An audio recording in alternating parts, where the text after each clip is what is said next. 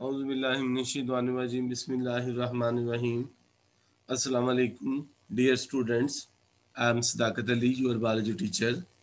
Student, हमने chapter number 20 chromosome and DNA के बारे में डिस्कस कर रहे हैं। पहले हम इस सिलसिले में लेक्चर नंबर 1 को डिस्कस किया। आज हम लेक्चर नंबर 2 डिस्कस करने जा रहे हैं। आज का हमारा बहुत इंपॉर्टेंट टॉपिक है डीएनए एज हेरेडिटरी मटेरियल।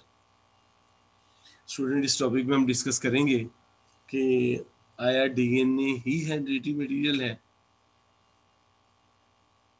ये लॉन्ग क्वेश्चन के लिए बहुत इंपॉर्टेंट है, फाइनल में एग्जामिनेशन पॉइंट ऑफ व्यू के लिहाज से। इसमें से 2-3 लॉन्ग क्वेश्चन बनते हैं। जिस तरह पॉसिबल लॉन्ग क्वेश्चन है, write a note on DNA the hereditary material, या आ जाता है write down experiments of Frederick Griffith, या आगे भी 2 एक्सपेरिमेंट्स हैं, मैं आपको साथ साथ बताता जाऊंगा। तो हमारा लेक्चर है डीएनए एज हेरेडिटरी मटेरियल। इस टॉपिक में हम डिस्कस करेंगे क्या डीएनए ही हेरेडिटरी मटेरियल है। तो ब्रिटिश माइक्रोबायोलॉजिस्ट फ्रेडरिक रिफ्ट, इसने इसके लिए हमें प्रोवाइड एविडेंस, इसने हमें शवाहिद फराहम किए of hereditary nature of DNA. उसने ये बात साबित की कि डीएनए ही हेरेडिटरी मटेरियल है। तो इसने क्या किया, इसने पैथोजेनिक बैक्टीरिया जिसका नाम था स्ट्रेप्टोकोकस नमूनियाई, इसने इस बैक्टीरिया की 2 स्ट्रेन, यानी कि बैक्टीरिया है स्ट्रेप्टोकोकस नमूनियाई, इसकी 2 स्ट्रेन है, यानी कि type S strain and R strain. S strain क्या है, ये विरुलेंट है और इसके बाहर पॉलीसेकेराइड कोट भी होता है।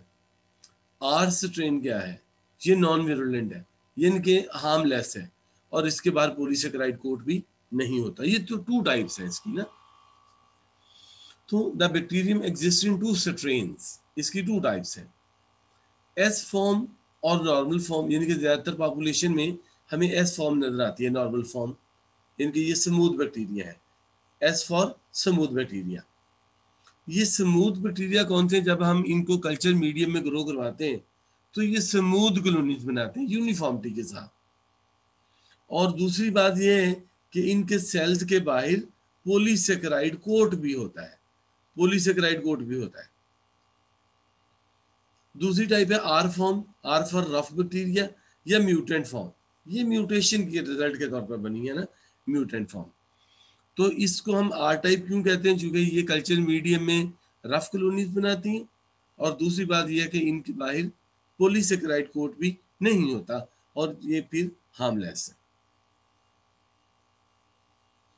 तो फ्रेडरिक रिफ्ट ने क्या किया, उसने एक एक्सपेरिमेंट परफॉर्म किया।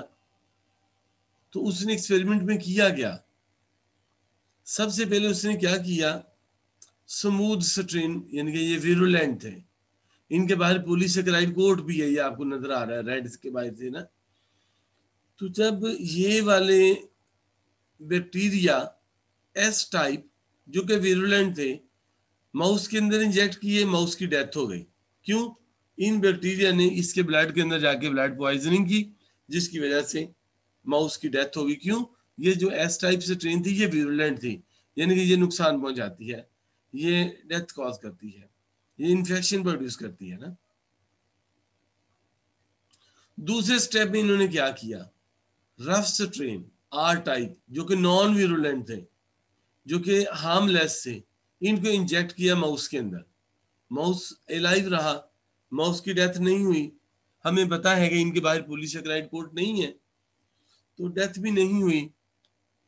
तीसरा उन्होंने एक्सपेरिमेंट क्या किया, एस टाइप जो थी विरुलेंट स्ट्रेन, जो कि हीट किल लिए, इनको हीट किल किया पहले इन बैक्टीरिया को, और इन बैक्टीरिया को हीट किल करने के बाद माउस के अंदर इंजेक्ट किया। माउस सरवाइव किया, लाइव रहा। इसका मतलब है जो एस टाइप जो कि उन्होंने पहले डेथ कॉज की है, लेकिन अब चूंकि उन बैक्टीरिया को हीट किल करके फिर माउस के अंदर इंजेक्ट किया गया, अब के बाद उन्होंने ये जो heat killed S type virulent थे वैसे तो, लेकिन चूंकि हीट किल्ड थे इन्होंने नुकसान नहीं पहुंचाया। जो लास्ट एक्सपेरिमेंट था, इन्होंने क्या किया, रफ स्ट्रेन जो कि हार्मलेस थे नॉन विरुलेंट थे, और साथ हीट किल्ड एस टाइप, ये भी इस वक्त नॉन विरुलेंट है। क्यों? ये हीट किल्ड है। इन दोनों को इकट्ठे को, जो एक हार्मलेस है दूसरा हीट किल्ड है, इन इकट्ठे को जब इंजेक्ट करवाया, असूलन माइस को सरवाइव करना चाहिए था क्योंकि दोनों हार्मलेस थे इस वक्त।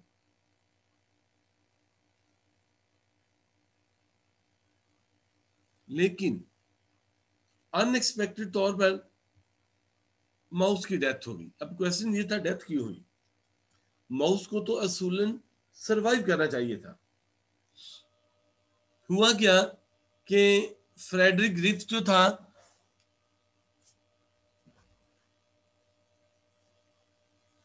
इसने जो अब आखिरी वाला एक्सपेरिमेंट किया था ना, उसमें देखा blood of the died mice have live S type bacteria. अब लाइव एस टाइप बैक्टीरिया भी उसके अंदर मौजूद है, हालांकि उसने तो डेड बैक्टीरिया इंजेक्ट किए थे। Having surface protein characteristics R bacteria, R bacteria से मिलती जुलती इनकी एस टाइप की सरफेस कैरेक्टरिस्टिक्स भी थी। यानी कि एस टाइप थे, लेकिन उनकी अपीयरेंस, उनकी जो सरफेस कैरेक्टरिस्टिक्स थी वो आर टाइप से मिलती जुलती थी। ये कहां से आ गए? The information of protein code is passed from dead S bacteria to live R bacteria. उन्होंने देखा कि ये कुछ इंफॉर्मेशन पास हुई है, कहां से? Dead S type to live R type bacteria को ये इंफॉर्मेशन पास हुई। Transformation is the transfer of the genetic material from one cell to another cell and can alter, और ये चेंज कर सकता है the genetic makeup of the recipient cell. ये दूसरे सेल का जेनेटिक मेकअप भी चेंज कर सकता है। स्टूडेंट, बैक्टीरिया में सेक्सुअल रिप्रोडक्शन 3 तरीके से होती है: कॉन्जुगेशन, ट्रांसडक्शन एंड ट्रांसफॉर्मेशन। यहाँ पे हुआ क्या कि एस टाइप बैक्टीरिया जो कि हीट किल्ड थे, वो बैक्टीरिया तो हीट किल्ड थे लेकिन डीएनए तो नहीं मरा। ये जो डीएनए है ये आर टाइप और एस टाइप, एस टाइप से आर टाइप में मूव किया है, मुंतकिल हुआ है, जिसने आर टाइप को भी विरुलेंट बनाया। यानी कि जेनेटिक मटेरियल की डेड से ट्रांसफॉर्मेशन हुई है। राइट? अभी बात ये अधूरी है, हम नेक्स्ट स्टेप में जाते हैं कि हुआ क्या, पॉसिबल हुआ क्या है। इसके बाद 4 मार्क्स का क्वेश्चन आ सकता है, write note on experiment of या work of Oswald Avery, MacLeod and McCarty. ये लॉन्ग क्वेश्चन 4 मार्क्स का आ सकता है। The transforming agent was undiscovered until 1944 तक ये वाली बात अनडिस्कवर्ड ही रही कि क्या रीजन हुई है। Oswald Avery, Colin Colin MacLeod and Maclyn McCarty made an experiment. इन साइंटिस्ट ने क्या किया, जो कोलन ऑसवर्ल्ड एवरी जो था ये कैनेडियन अमेरिकन फिजिशियन था, कोलिन मैकलियट जो था ये कैनेडियन अमेरिकन जेनेटिसिस्ट था, एंड मैकलिन मैकार्टी ये भी अमेरिकन जेनेटिसिस्ट था। इन्होंने एक्सपेरिमेंट परफॉर्म किए। प्रोसीजर ऑफ एक्सपेरिमेंट क्या था? इन्होंने mixture of dead S bacteria लिया एंड लाइव आर बैक्टीरिया लिया and remove the protein code achieving 99.98 purity. यानी कि मिक्सचर ऑफ एस बैक्टीरिया लिया, लेकिन एस बैक्टीरिया अब के बार जो इन्होंने लिया है उसके प्रोटीन कोड्स को रिमूव कर दिया। क्या आया प्रोटीन कोड की वजह से कोई प्रॉब्लम तो नहीं पेश आ रहा? और आर टाइप बैक्टीरिया लाइव लिए। Despite the removal of the protein code, हालांकि इन्होंने एस टाइप का प्रोटीन कोड रिमूव कर दिया हुआ है, the transforming activity was not reduced. तब भी जो एक्सपेरिमेंट इन्होंने लास्ट में किया था कि आर टाइप लाइव और एस टाइप हीट किल्ड, उससे माउस की डेथ हो गई थी। यहां इन्होंने एस टाइप हीट किल्ड के प्रोटीन कोड रिमूव किए हैं, लेकिन प्रोटीन कोड रिमूव करने से भी डेथ हुई। इसका मतलब है जो पॉलीसेकेराइड कोड है जो बाहर, उसका कोई चक्कर नहीं है माउस की डेथ में। The property of transforming principle resemble those of DNA. इन्होंने कहा ये जो ट्रांसफॉर्मिंग प्रॉपर्टी है ये डीएनए से मिलती जुलती है। The principle activity was not affected by the protein digesting enzyme and RNA digesting enzyme but affected by DNA digesting enzyme. इन्होंने 2-3 और एक्सपेरिमेंट किए जिसमें इन्होंने प्रोटीन की डाइजेशन की, आरएनए की डाइजेशन की, एस टाइप की, कि शायद इससे जो ट्रांसफॉर्मिंग प्रॉपर्टी वो रुक जाए, लेकिन नहीं रुकी। यानी कि अगर वो प्रोटीन कोड को डाइजेस्टिंग एंजाइम यूज किया, प्रोटीन कोड डाइजेस्ट हो गया एस टाइप का, लेकिन ट्रांसफॉर्मेशन फिर हो गई। यानी कि डेड बैक्टीरिया का डीएनए आर बैक्टीरिया के साथ ट्रांसफॉर्मेशन प्रिंसिपल कर रहा है, ट्रांसफॉर्मेशन कर रहा है। फिर उन्होंने आरएनए डाइजेस्टिंग एंजाइम यूज किया, आरएनए डाइजेस्ट हो गया, लेकिन फिर भी ट्रांसफॉर्मेशन हो गई। इसका मतलब है प्रोटीन और आरएनए हाइड्रेटिव मटेरियल नहीं है। लेकिन उन्होंने अब के बाद क्या किया, इन्होंने डीएनए डाइजेस्टिंग एंजाइम यूज किया। जब एस टाइप जो बैक्टीरिया था उनको डीएनए डाइजेस्टिंग एंजाइम के साथ ट्रीट करवाया। इस डीएनए डाइजेस्टिंग एंजाइम ने एस टाइप के डीएनए को ब्रेक डाउन कर दिया। अब के बाद ट्रांसफॉर्मेशन नहीं हुई। इसका मतलब है प्रॉब्लम डीएनए की वजह से हो रहा है कि DNA S type virulent bacteria से R type non virulent bacteria में शिफ्ट हो रहा है और उसकी आने वाली प्रोजेनी जो है उसको वो विरुलेंट बना रहा है। इस बात का हतमी फैसला किया हार्शी एंड चेज एक्सपेरिमेंट ने। Alfred Hershey and Martha Chase, ये दो साइंटिस्ट थे। Alfred Hershey American Nobel prize holder था, नोबेल प्राइज विनर था Alfred Hershey. Alfred Hershey geneticist था और ये बैक्टीरियोलॉजिस्ट था। इसी तरीके से मार्था चेज जो थी ये भी अमेरिकन जेनेटिसिस्ट थी, ये फीमेल थी ना मार्था चेज। इन्होंने 1952 में एक्सपेरिमेंट परफॉर्म किए। इन्होंने क्या किया, इसकी बेस क्या थी जो एक्सपेरिमेंट इन्होंने परफॉर्म किए। इन्होंने कहा sulphur is present in the protein but absent in DNA. हमें पता है डीएनए में सल्फर नहीं होता। दूसरी बात उन्होंने कही phosphorus is present in the DNA but absent in protein. हमें पता है जो फास्फोरस जो है वो डीएनए में होता है लेकिन फास्फोरस प्रोटीन में नहीं होता। इन्होंने एक्सपेरिमेंट क्या किया, इन्होंने लैब में ये वाले वायरस जो फेज थे ये खुद बनाए। एक जो ग्रुप था, एक फेज था इसका, जो ये देखो आपको रेड वाला जो नजर आ रहा है, इसका सल्फर लेबल किया रेडियो एक्टिव। हमें पता सल्फर जो है ना वो इन्होंने यहाँ पे रेडियो एक्टिव यूज किया। S32 की बजाय S35 इन्होंने यूज किया। और इसी तरीके से इन्होंने P32 यूज किया, P31 सल्फर नॉर्मल की जगह।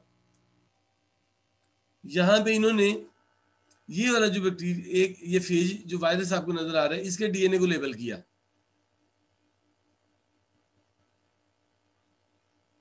डीएनए में जो फास्फोरस था वो रेडियो एक्टिव था P32। और ये जो बैक्टीरिया फेज था इसका प्रोटीन कोड जो बाहर है इसमें सल्फर नॉर्मल की बजाय इन्होंने सल्फर S35 यूज किया।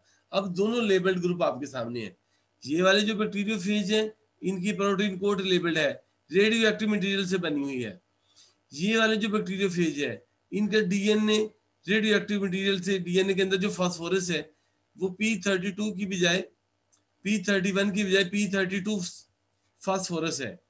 तो इस डीएनए में फास्फोरस लेबल्ड है, इस फेज वायरस का प्रोटीन कोड लेबल्ड है। अब इन दोनों फेजेस को अलग-अलग बैक्टीरिया के ऊपर अटैक करवाया। हमने स्टूडेंट लाइटिक साइकिल और लाइसोजेनिक साइकिल के बारे में पढ़ा हुआ है। इस फेज ने जब इस बैक्टीरिया के ऊपर अटैक किया तो इसने अपना डीएनए इसके अंदर इंजेक्ट कर दिया। प्रोटीन कोड हमें पता बाहर ही रहते हैं। और जब इस फेज ने इस बैक्टीरिया को अटैक किया, इसने अपना डीएनए इंजेक्ट कर दिया, प्रोटीन कोड बाहर रहा। अब इन्होंने बाहर जो इन्वायरमेंट का जायजा लिया कि ये वाला जो ग्रुप था जिसका प्रोटीन कोड लेबल था, बाहर इन्वायरमेंट में उनको प्रोटीन कोड नजर आए जो डीएनए इंजेक्ट हुआ वो नॉर्मली इंजेक्ट हुआ, यानी कि ये जो बैक्टीरिया जब आगे रिप्रोडक्शन करेंगे तो इनका जो डीएनए था वो लेबल्ड नहीं था। क्यों? यहाँ पे तो पहले इसके अंदर डीएनए नॉर्मल है, इसने अपना नॉर्मल वाला डीएनए इसके अंदर इंजेक्ट किया, लेकिन जो ये वाला ग्रुप था जिनका डीएनए में फास्फोरस 32 था, इसने जब अपना डीएनए इंजेक्ट किया, ये बैक्टीरिया के अंदर गया।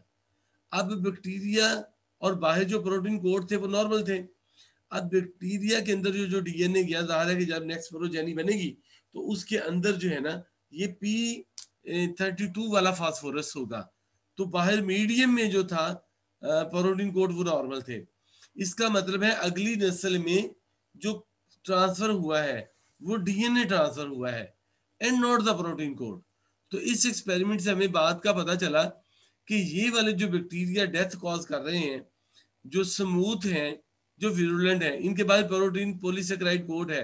पॉलीसेकेराइड कोड का कोई चक्कर नहीं है, ये बाय नेचर ही विरुलेंट है। इसके बाहर पॉलीसेकेराइड कोड नहीं है। पॉलीसेकेराइड कोड की वजह से ये नॉन विरुलेंट नहीं है। इनके डीएनए में वो वाली जीन ही मौजूद नहीं है जो कि इसके अंदर ब्लड पॉइजनिंग करे। तो इन्होंने इस बात से, एक्सपेरिमेंट से ये बात साबित की कि DNA is a hereditary material and not the protein code. तो स्टूडेंट ये था आज का हमारा एक्सपेरिमेंट। इसमें से लॉन्ग क्वेश्चन आ जाता है, write a note on experiment of Alfred Hershey and Martha Chase. ये इनका एक्सपेरिमेंट आ सकता है 4 मार्क्स के लिहाज से लॉन्ग क्वेश्चन के लिए। तो हमने इसमें ये डायग्राम भी बाकायदा तौर पर दोनों ये जो ड्रॉ करनी है, फिर ही हमें पूरे मार्क मिलेंगे। स्टूडेंट ये था आज का लेक्चर। नेक्स्ट लेक्चर में आपकी खिदमत में फिर हाजिर होंगे। तब तक के लिए इजाजत। अल्लाह हाफिज।